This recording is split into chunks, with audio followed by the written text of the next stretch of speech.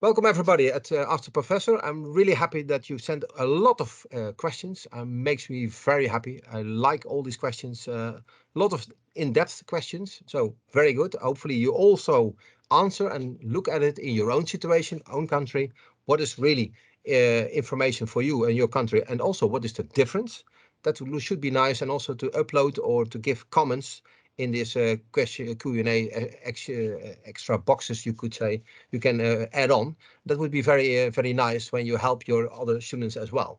So let's see what we have on the question side, and I think we let's have a look. I see here a first question, and that's about when I quote, placing signal closer to each other increases the capacity without the necessity to build costly new tracks.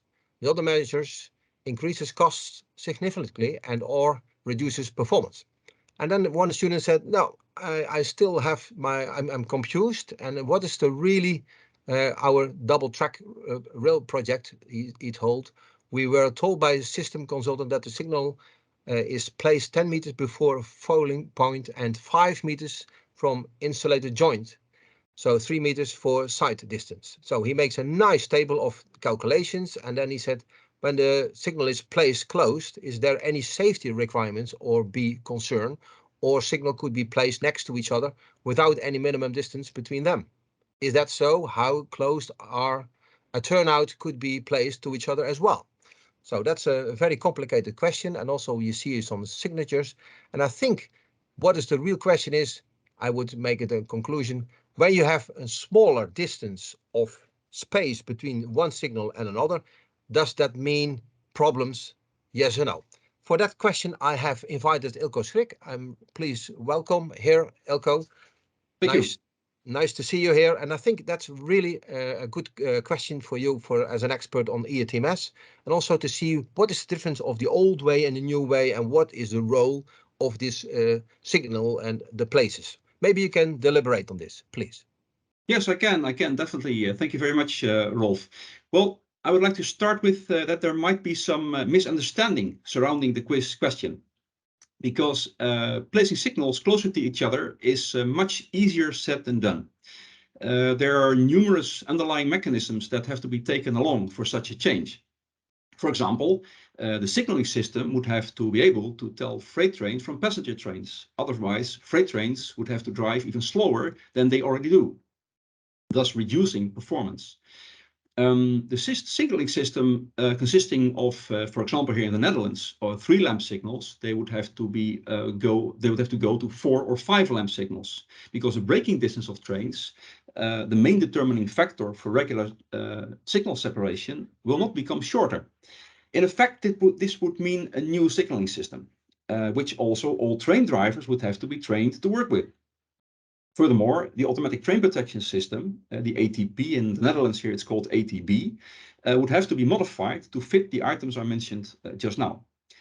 And furthermore, there's loads of additional cable work, extra detection points, extra light signals, and well, even also larger interlocking systems. So regarding this quiz question, it's definitely not something for politicians to keep taxpayers' money in the pocket, as the quiz question suggests. So having said all this, densifying the signal, well, increasing the signal density is not something that's very easy to do. Then, well, let me now get back to the actual question. Placing signals close to turnouts. That's what I read in the question. And well, placing signals close to turnouts has to be in line with the signaling philosophy that applies in the country we are talking about. For example, Germany, they apply the philosophy that signal placement takes into account overshoot distances, in case the trains might not be able to stop in time. So signals will typically be further away from danger points. Whereas the Netherlands, they do not take into account overshoot distances, so signals will be closer to danger points. But there are higher requirements to prevent trains from overshooting the signal. The minimum distance between turnouts also has other considerations outside the signaling system. For example, mechanical constraints. Point machines being too close to each other, then you have they might interfere with each other, or the strength of materials being so close to each other to attachment bolts, for example, that might also be constrained in a mechanical sense, but also return current circuits or track circuit configurations. They all play a role in the hole placement and the closeness that point machines can be to each other. So as a final result of this question, I do not think it likely that signals will be placed closer to turnouts, nor that turnouts will be placed closer to each other. I hope this answers your question. Otherwise, maybe you can still get in touch with the crew for further clarification. I hope I've helped you with this question so far. Okay. Thank you, Rolf. Okay, Ilko, thank you very much. I think it's a complicated issue, and it's not that easy to say, okay, just move the signal and that's it. It's like a spaghetti and everything is connected, and Correct. that gives also negative effects as well. So be careful what you make, how you make your decisions. I think that's the clue. Okay, now we go to the next question. It's about energy supply. Along the course, we focus more than once on the need of an appropriate energy supply. No doubt that it is well-known mandatory requirement of the operations to run smoothly. I was wondering if this is a common sense concern of a daily basis of operations, or how often can appropriate energy supply can be a source of disruptions. So please, maybe Elko, you can deliberate on this. Yes, I can. Well, talking for the Netherlands, we're based in the Netherlands. Trains drive mostly on 1500 volt DC. And here in the Netherlands, we have been able to stay ahead of true problems with the energy supply, even though we have had our fair share of energy-related challenges. So here, well, I would not call it a concern for operation on a daily basis, but there is definitely a lot of attention for energy supply. For example, the whole energy system is monitored 24/7, and the whole energy supply system is remodeled and recalculated by ProRail, in our case, our infrastructure manager, something like every year. So quite often. That is all to make sure that we stay ahead of any unpleasant surprises. So for our country, I think we're pretty much in control, despite a few challenges. And well, I hope it is the same in your country, but I'm always curious to know how things go elsewhere. So feel free to share this in any of the forums we have. Okay, thank you, Ilko. I think you're right. When you look, you always have bubbles and peaks and whatever, but that's daily business. I think also in the normal network of energy for your personal house, you also get some problems sometimes. One country more than the other, but then you cannot help it. But I think in Holland we are pretty in control. Yeah, that's true. Okay, let's go on with the next question, and that's about facilitating travel by train for people with a disability. What would change more often mean to traveling freedom of people in need of assistance entering or exiting the trains, for example, using a wheelchair? How can you facilitate that in an optimal way? So please, Ilko, can you have an answer on this? Yes, I can share some views on that. Well, in the Netherlands, we may be a bit ahead of other countries. I'm not entirely sure. We're based in the Netherlands, so it's easy to talk for ourselves. Most modern trains, in combination with our platforms here in the Netherlands, modern trains have a low floor, which is flush with our platforms. So in that sense, the entering vehicle is optimized for accessibility as good as we can get. The accessibility of the station and platforms themselves also has improved in the Netherlands over the last, say, decade, I would say. And well, so in that sense, the accessibility of the platform and the train, well, I couldn't really say it's optimized. I would have to ask someone in a wheelchair, but we do our best. And well, further optimization for people with disability to change trains is that we would be able to strive for cross-platform changing, which is already the case for most connections. Or well, in case you do have to change platforms to go to another train, there should be sufficient transfer time for people, also those with disabilities. And for as far as I know, our Dutch NS, our Dutch railway operator, one of our main Dutch railway operators for passengers, they foresee in their timetable certain norm times, I would call it, for changing trains, including changing platform. And those norm times, for as far as I know, they do include, well, they include the time for people with disabilities also to change the platforms. The only thing is that well, at some point when the timetable gets squeezed and you really get in trouble not being able to reach that norm time, well, I'm not sure how they do the decision making in treating people with disabilities fairly. Though well, I'm quite sure that they do, like I mentioned just now, they do their very best to make people with disabilities be able to well, go around in the Netherlands by public transport as good as possible. So I hope this answers your question so far. Thank you, Ilko. I think it's a really good question. It's always can be better, and also people with disability is not easy to travel, and I think we have to support them. It always can better, but I think when there is really a black day somewhere in the network, then everybody has a disability to go and travel. So that's you cannot avoid. But I think it's always room for more performance for this special group, and we like to embrace this group, because they also have the rights for public transport.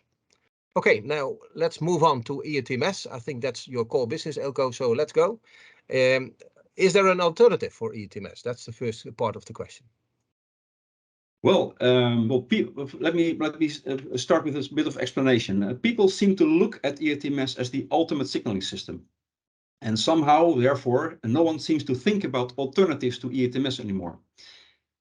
However, considering the technological origins of EATMS from around 1990, its complicated technical setup, the complicated architecture, the tremendous duration of its implementation since its origins, that would be 60 plus years, as well as the astronomical costs, anyone could come to the insight that EATMS simply cannot be that ultimate signaling system. On top of that, any developments or innovations to EATMS are mostly limited by the EATMS standard itself. Therefore, independent alternatives to EATMS should be considered. As TU Delft, we have taken up this challenge through our Beyond EATMS program, which is entirely performed by students. And the aim of Beyond EATMS is to remain compatible to EATMS on several well-defined external EATMS interfaces, but to be entirely open internally, to introduce modern technology into the railway signaling domain, independent from EATMS itself. Beyond EATMS has a drastically simplified architecture compared to EATMS, which makes a lot of sense for a signaling system. Yes, I think there are alternatives to EATMS. They are in the making, and they have at least the potential to overtake EATMS before its implementation would be finished. Well, that's so far on my view on this point, Rolf.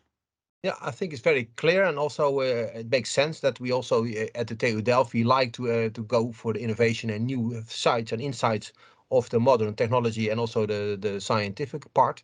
I think we have a lot of challenges, but also opportunities, and why not have other scenarios with students to work out what can we do with the maximum efficiency with EATMS. EATMS for us we need as a tool, so make the best tool we can with the knowledge of today, I think. Okay, great message, I think, and also very clear.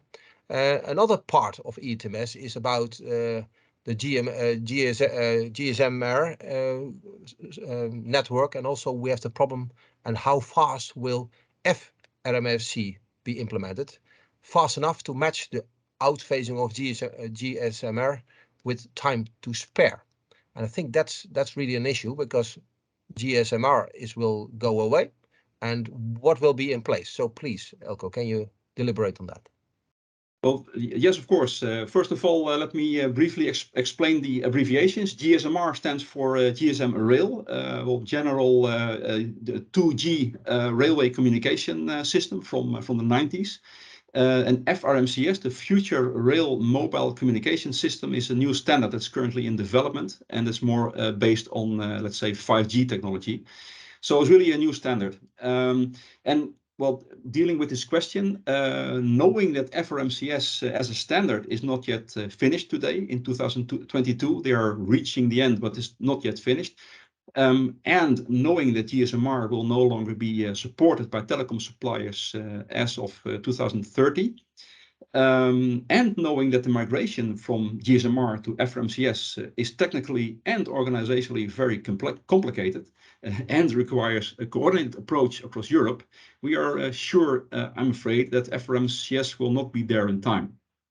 So we're really heading for a period. I'm convinced that we're heading for a period where GSMR will have to be kept running, even though telecom suppliers are removing their support. So it's probably a matter of money keeping the GSMR network running and well, for regular operations on a daily basis.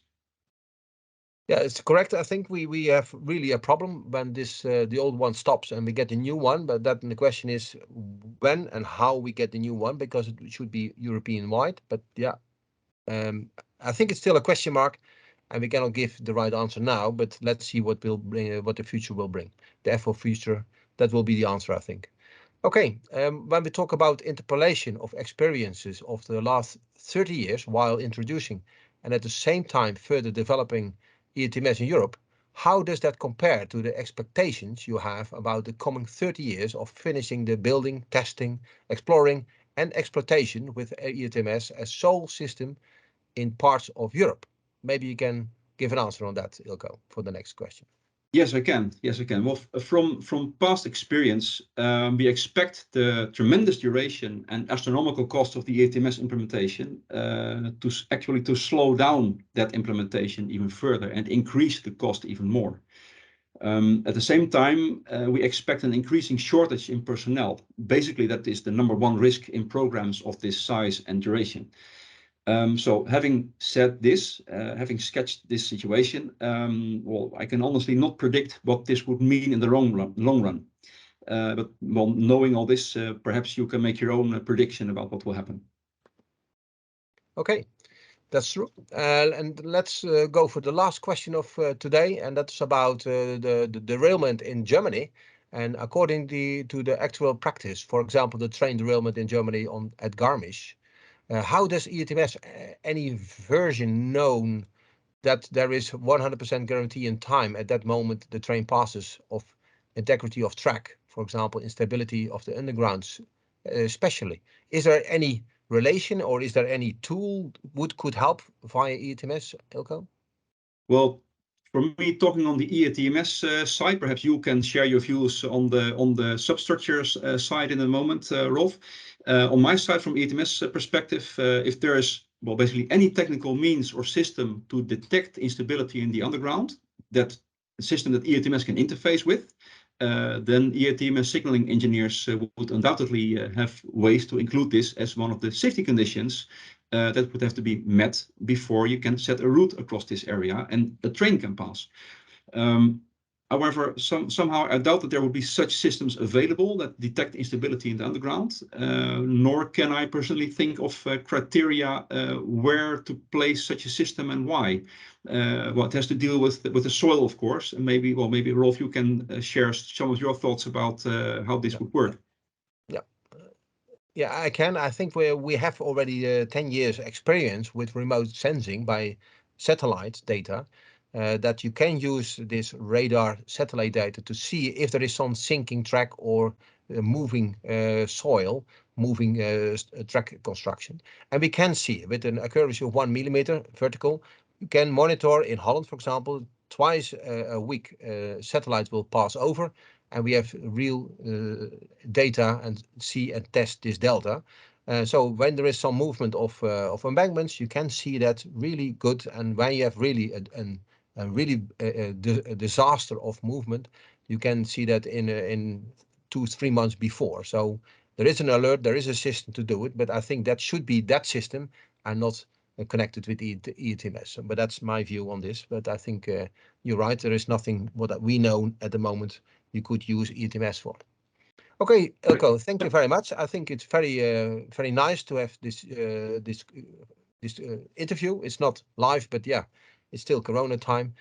So we do it in this way, and I think it's an online course. So why not online discussion like this? Yeah. Really appreciate it. Thank you very much, Ilko. See you next time. And also, I will give some other answers to another questions we have. I think 1 or 3 questions. I will do it myself. Outside the sun is shining, so I will make another part of that. So see you next time, and very much thanks to Ilko. Thank you. All right. Thank you for having me, Rolf. It was a pleasure. Okay, great. Cheers.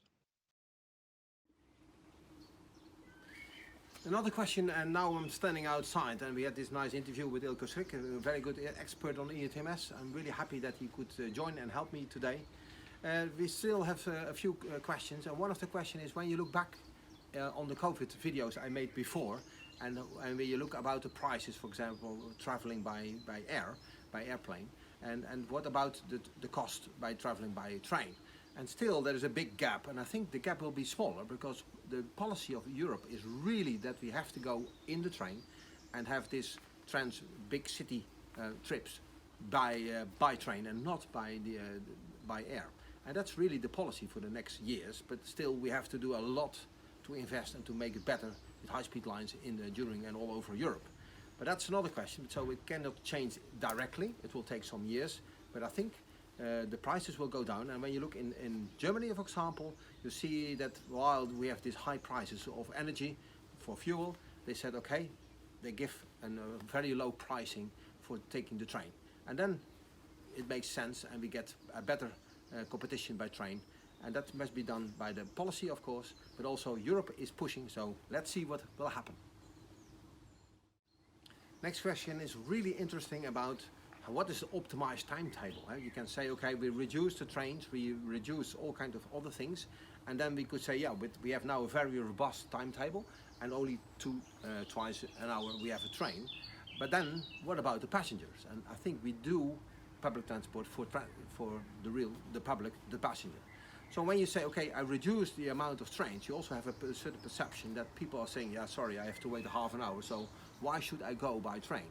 And that's really an issue, and therefore what we see the effect here in Holland on certain tracks, we have high speed, high frequency of trains, and that means that every 6 minutes or 10 minutes you have a train, and that's really relaxing. I also have this trip from the south of Holland to go into Utrecht, and then it's very easy to say, okay, relax. It will only take maximum 10 minutes to get another train, and then you are much easier, less stress, and more convenient to take the train. I think that's really an issue. You cannot just say take it out, and that's really the case. So passenger on first priority, and also it must be relaxing so the passengers will take the train anyhow, but then you need a very dense schedule of trains. So make your puzzle. The last question of today is about serious gaming and what is the effect on the interest of people or passengers. Can you manipulate, can you stimulate? And the answer is yes, you can, because when you look at the commercials and also advertising, it's really effective. People are really listening and take the message, and even when you ignore, it's not true. When you do a lot of push in that area, you really remember some messages, even when you don't like, it is in your brain. So you can really use serious gaming to get somebody's interest, and you also can give more interest even when people are not knowing. So where a smart computer can help you with this interest and see what are the other scenarios even when you didn't think about it. So when you talk about mobility as a service, you can think about how and all the possibilities you can add on this software and see where you are and what are the interests, and maybe you can combine with other things you even know about it, but still the service is there. I think serious game could help to be aware of this kind of new interests, even when you don't know, because that could be combined in this serious game effect. So I think serious games is really effective for the future. Thank you very much for your support, and also in the beginning was not much questions, but now I think we have a long list of Ask the Professor questions. We have this interview with expert Ilko Schrik, so hopefully you enjoyed. I did, so enjoy. We have nice weather, so enjoy the weekend, and also I hope to see you back on the next course about maintenance and also life cycle. So hopefully to see you there again, and maybe you will complete the full course, and otherwise see you again. And when you have questions, give the feedback, no problem at all. You're always welcome at TU Delft, so keep on track. Thank you.